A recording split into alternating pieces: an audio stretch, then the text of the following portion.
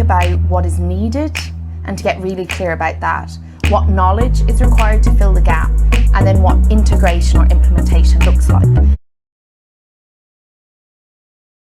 Leadership development and return on investment. Okay, so let's start with the hardcore thing. The amount of leadership development, courses, programs, podcasts, books, articles, blogs, the whole shebang that are out there, and all of the varying advice doesn't often trace back to results, okay? And you know that if you've attended them, if you've read them, you think, oh yeah, I'll do that. And then the reality of your role as a leader or a manager kicks in and you don't do it.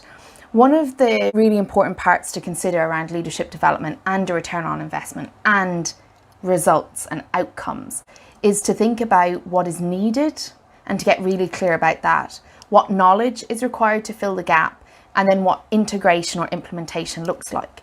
Now, most leadership development programs or interventions focus on giving you new knowledge, but that knowledge isn't always applicable to what you actually need, which is why clarity is the first step.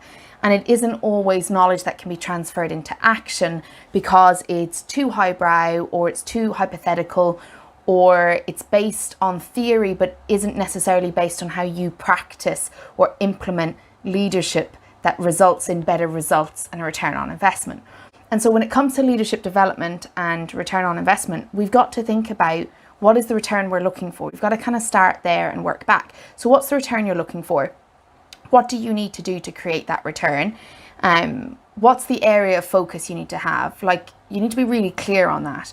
Then you can say, okay, what is the development that will lead to that return on investment and that will lead to the results that you desire? Now, most of the time, people are put together into a leadership development program and they're put through a process. The lowest common denominator is what's used. And what that means is it's the thing that everyone can grasp. And the thing that everyone can grasp is usually new knowledge, either about themselves in a generic sense of what type of leader you should be, or about leadership, sharing the results of a study or something. But the reality is, for you to get results, to have an impact, for your leadership development to deliver on the investment that it took out of you financially, the time you spent, the incongruence that happens in your brain when you're learning something new, the effort it took, it needs to be far more targeted than that and far more intentional. Okay, and when you work with the lowest common denominator, what happens is you get the lowest common results. So you generally, what we see, and think about your own leadership development, whether you attended a program or read a book, we generally get new knowledge. We say, oh, that's really helpful. We go to use it. We may use it once or twice in the beginning, but then we default back to our usual behaviors or to the things that seem to get the quickest and easiest results within the organization. Even if those results don't actually lead to the results we want, it's easier to focus on them. So for instance, we get tactical, have a weekly check-in with our staff, but their check-ins don't actually lead to a result being delivered differently.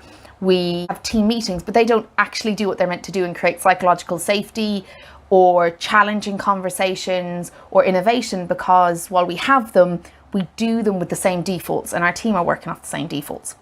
So when you think about leadership development and you think about a return on investment, which is better leadership results, we need to be thinking about what we're aiming for, what better looks like, what we can measure, how we will know if we're achieving it. And there will both be intentional results and unintentional results. And we need to be able to learn to measure both. So it requires a little bit of flexibility, but also some very concrete measurements for return on investment when it comes to leadership development. So what you need to think about when you're thinking about leadership development is actually, what is it you're trying to create? What is the outcome you're trying to create? And then work from there to decide what interventions would be most helpful for you. If you're not sure and you'd like to do a little bit of a deep dive into what would be helpful for you, pop over to my website and you'll see a link. You can do the leadership development assessment. And it's an assessment that will help you think about what area of leadership development you need to focus on for the best results and the best return on investment.